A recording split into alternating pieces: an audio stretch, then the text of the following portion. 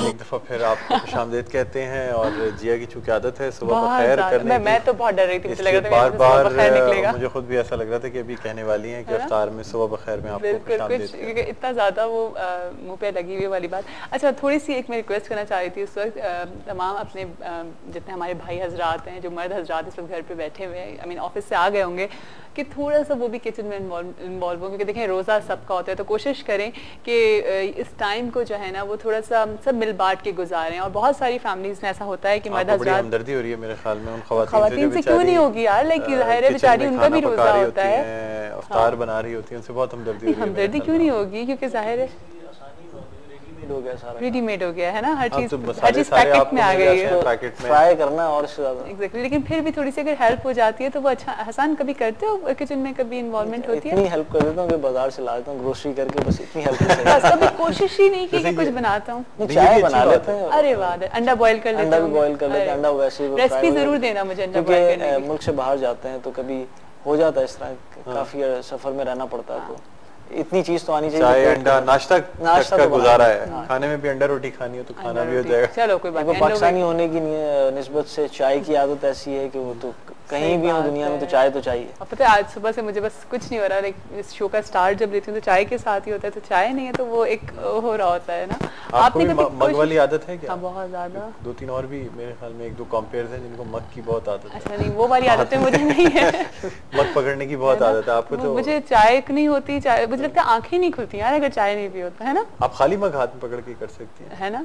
मैं खाली मग पकड़ के कर जाऊंगी और पकड़ के बातें करती रहे, कुछ रखे ही ना, आप लोग समझ लीजिएगा वो खाली मग है। नहीं दिखा देना नाज़रीन को कि देखिए खाली मग है, लेकिन बस मेरी आदत फिर पता है मैं फिर मैं यूं करूंगी और फिर बताऊंगी देखिए थोड़ी देर में से उसमें से कोई चीज निकली, क्योंकि आजकल बड़ा ट्रेंड है ना जादू वगैरह का। आप अपने शो पे तो बड़े जादू भी करवाती हैं। मैं कहां करवाती हूं जी, मैं कहां करवाती हूं, मतलब ये तो इल्जाम है मेरे ऊपर। नहीं एक शो में अरे आपको पता है कल डॉक्टर वजाहत ने और इन लोगों ने भी किसी इसके ऊपर कोई बड़ा जबरदस्त कोई शो किया, और उसको साहिल लोधी ने लोगों ने कोई शो किया और जादू टोने का इसका, तो क्या चलिए मेरे ख्याल में जरा फैसल अजीज साहब से पूछते हैं कि कहां तक जादू में सच्चाई है।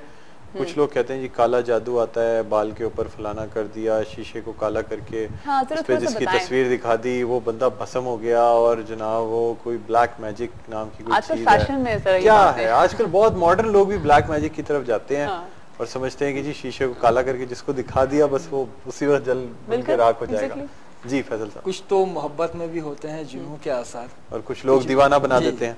जी तो जादू की एक तो हकीकत है अपनी जगह मुसल्लम, कि कुरान हकीम ने भी उसका जिक्र किया है, और कुरान हकीम की आखिरी दो सूरतें वो इसी हवाले से हैं कि जब हुजूर नबी अकरम अलैहिस्सलाम पर यह अमल किया गया, यहूदी एक लड़की ने अमल किया, तो उसके तोड़ के लिए आखिरी की दो सूरतें सूरह फलक और सूरह नास।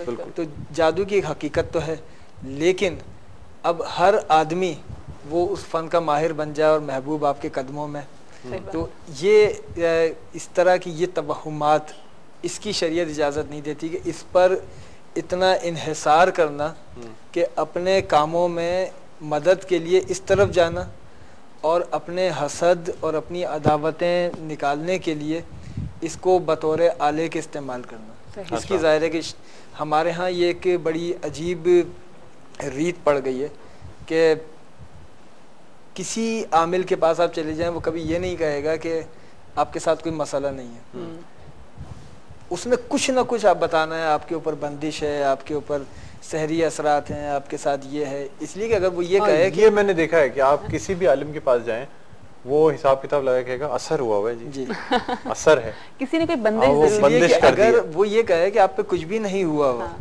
तो फिर वो किस लिए बैठा है। सही बात है। तो कुछ ना कुछ तो जाहिर है कि वो डायग्नोज करना होता है कि आपके अंदर ये मसला है, और उसके बाद उसी पे वो फिर कारोबार चलते हैं।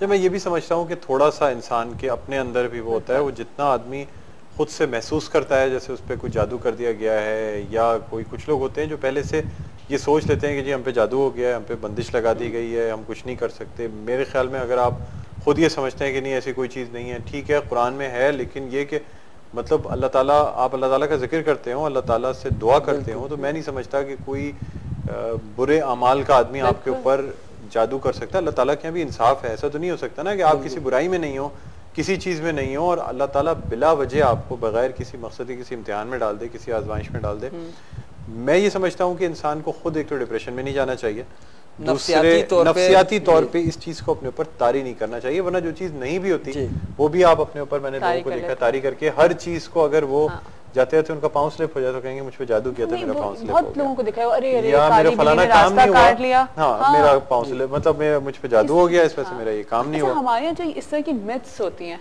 इनके ऊपर थोड़ा सा बताइएगा कि अगर ऐसा हो जाएगा तो इतना गुनाह मिलेगा, अगर ये तादाद की बहुत ज़्यादा हमारे यहाँ है कि अगर इतनी तादाद में ये चीज़ नहीं पढ़ी गई तो इतना गुनाह मिलेगा, ये सब नहीं, वो इसके हवाले से ये कहना चाहूँगा कि ये जो मोबाइल कंपनीज, सेलुलर कंपनीज जो वो कर रही होती हैं, मैसेजेस कर रही होती हैं कि जी अगर आपने इतनी दफ़ा ये 7 लोगों को भेज दिया तो खुशखबरी, वरना आपकी जिंदगी में अंधेरा, मतलब क़यामत में बड़ा बुरा होगा और आपके पास भी आता है ना।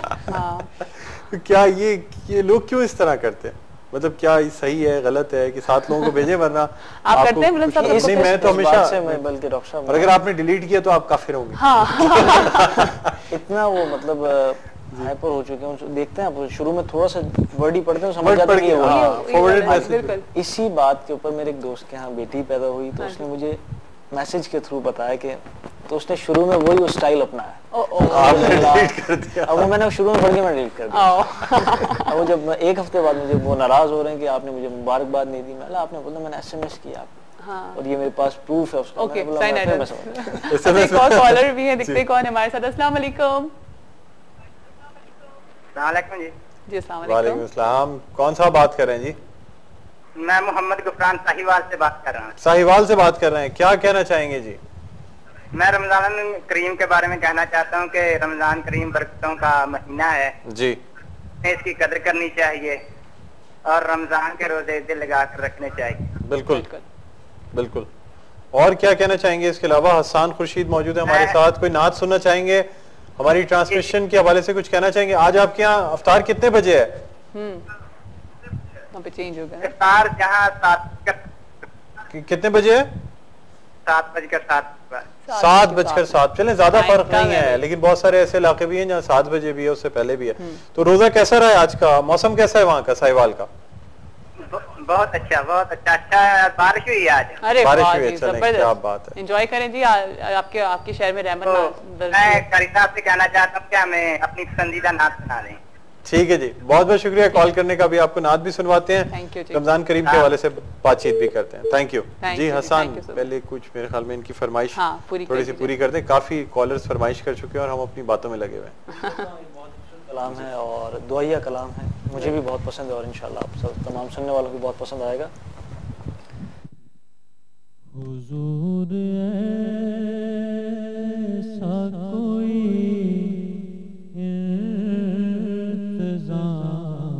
हो जाए, हुजूर ऐसा कोई इंतजाम हो जाए,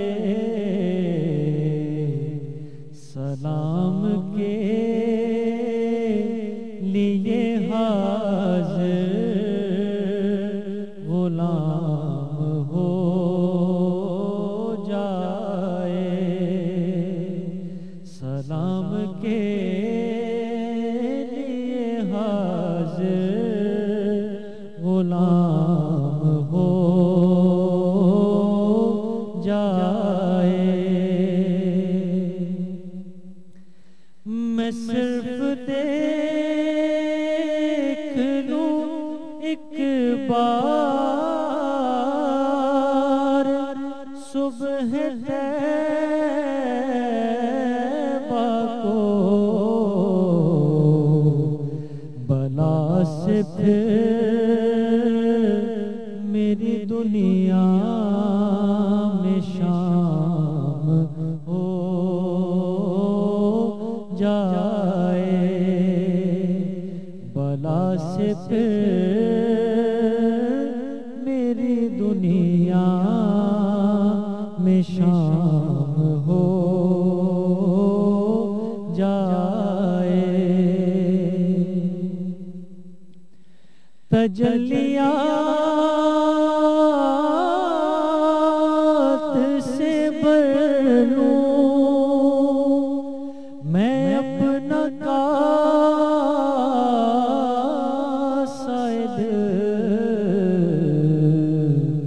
कभी जो की गली में कयाम हो जाए, बला से फिर मेरी दुनिया में शाम हो जाए। हुजूर आप जो सुन लें तो बात में होता है अशार का अच्छा होना और फिर उसको अच्छी तरीके से अदा करना, उसी से बस मजा आता है फिर बहुत ज्यादा, है ना। और वो एक समा सा बन जाता है, फिर जाता है कि लाइक कोई चीज चलती जाए। नात खानी के लिए मैं जहाँ समझता हूँ कि जब नात शरीफ हम पेश करते हैं तो जब तक वो फीलिंग्स अपने ऊपर रखकर हम नहीं पेश करते तो उस वक्त तक वो अकीदत वो उन अल्फाज में इजहार नहीं आता उस अकीदत का। नहीं, जब तक कि उसको खुद आदमी महसूस ना करे, एक एक लफ्ज के माने को समझे नहीं, उसके उसी एक्सप्रेशन से उस तासुर के साथ बयान नहीं किया जाए, मेरे ख्याल में वो जो जिसे कहना चाहिए ना जो समा बन जाता है वो उसी वक्त होता है। नात खानी तो एक ऐसी चीज़ है, फिर चाहता है कि वो चीज़ फिर चलती ही जाए, है ना, लाइक वो वही नाते हैं और वो एक क्योंकि आप एक माहौल में चले जाते हैं, आप एक समा बन जाता है। अच्छा, मैं आपसे जब अभी हम बात कर रहे थे कि लम्हों का बहुत ज़्यादा है कि आपको नहीं पता कि किस लम्हे की दुआ कबूल हो जाती है, तो जैसे रमज़ान में कहा गया है कि जो रोज़े से थोड़ी देर का पहले का जो टाइम है, हमेशा हमें बचपन से बताया गया है कि इस टाइम पे दुआ मांगी नहीं चाहिए, तो इस टाइम पे दुआ कबूल होती है, उसके बारे में आप क्या कहेंगे? अल्लाह ताला ने कुछ औकात ऐसे रखे हैं कि जिनमें दुआओं की कबूलियत बहुत ज़्यादा होती है। उन लम्हात के अंदर एक लम्हा तो वो है कि जब मस्जिद में बाजमात नमाज हो और बाजमात नमाज के लिए सफ़ें दुरुस्त हो रही हो और इधर तकबीर तहरीमा मुकम्मल हो चुकी हो और इमाम ने अभी इधर तकबीर मुकम्मल हो चुकी हो और इमाम ने अभी तकबीर तहरीमा ना कही हो कि मुकब्बिर तकबीर कह चुका है और अब चंद सेकंड होते हैं इमाम के तकबीर तहरीमा कहने में, तो ये जो दरमियान का वक्फा है बहुत छोटा वक्फा होता है, बहुत और बिल उमूम आप गौर ये करेंगे बिल उमूम आपको याद नहीं रहेगा, याद नहीं रहता इसमें बिल्कुल भी याद नहीं रहता। वो वक्त ऐसा होता है कि जैसे ही आप सफ में खड़े हुए अब तकबीर मुकम्मल हुई तो अब आपका ध्यान इमाम की तरफ होता है कि वो तकबीर तहरीमा कहे तो उसकी फिर इब्तिदा की जाए। अच्छा, तो वो टाइम बहुत लम्हा, वो खास वक्त होता है, बहुत छोटा लम्हा होता है, 2 सेकंड से ज्यादा का लम्हा नहीं होता वो। तो उस लम्हे में बस दिल में इरादा आदमी कर ले और उस लम्हे में चूंकि हर किसी को इंतजार होता है कि तकबीर तहरीमा वो होगी, तो इस वजह से किसी को उस वक्त दुआ का ख्याल नहीं रहता। ऐसे ही कॉलर है जी जी एक कॉलर। हेलो जी, अस्सलाम वालेकुम।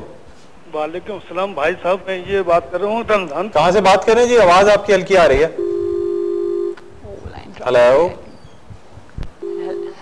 लाइन ड्रॉप हो गई है। अच्छा, तो ऐसे ही दूसरे एक मकाम पर इरशाद फरमाया गया कि जब जुमे के दिन दोनों खुतबात के दरमियान इमाम तशरीफ रखते हैं मिंबर पर, वो लम्हा कि पहला खुतबा मुकम्मल हो चुका मसनून खुतबा और दूसरा खुतबा भी होना है, इन दोनों खुतबात के दरमियान का जो वक्त है, इस वक्त में आदमी दुआ मांगे। अच्छा, तो उसकी कबूलियत बहुत ज्यादा होती है। अच्छा, लेकिन खवातीन के लिए फिर खवातीन तो उस वक्त वहाँ पर नहीं होती हैं। खवातीन के लिए जाहिर है कि ये जो जुम्मे का दिन है, इसके अलावा असर से मगरिब